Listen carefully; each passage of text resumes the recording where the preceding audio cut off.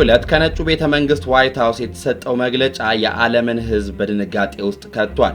ፕሬዚዳንት ዶናልድ ትራምፕ ለኢራን የመጨረሻ የተባለ ማስጠንቀቂያና ዛቻን ዛሬ በኤክስ ገጻቸው ላይ አስፍረዋል። ትናንትና እንደሚታወቀው የአሜሪካ ተዋጊ ሄሊኮፕተር በሆርሙዝ ወሽመጥ ላይ መከስከሱ ይታወቃል። ይህንንም ተከትሎ አሜሪካ በተለያዩ የኢራን ታርጌቶች ላይ ሌሊቱን ሙሉ ጥቃት ስትፈጽም አድራለች። ይህንንም ተከትሎ ኢራን በአጸፋው ባህሬንና ኩዌት የሚገኙትን የአሜሪካ የጦር ሰፈሮች በሚሳኤል ስትመታ ማደሯ ይታወቃል።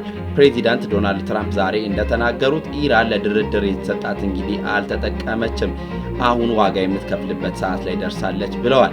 በኳታር የሚገኙ አደራዳሪዎች እንግዲህ አሜሪካንና ኢራንን ለማስማማት የተለያየ ዲፕሎማሲያዊ ጥረት እያደረጉ ይገኛሉ። ሆኖም አሁን ያለበት ሁኔታ ይህንን ይመስላል። እናንተስ ምን የሚሆን ይመስላችኋል? ሐሳብ አስተያየታችሁን በኮሜንት ሴክሽን ላይ ጻፉ። ቤቱን ፎሎ ካላደረጋችሁ ደግሞ ፎሎ ማድረግ አይረሳ።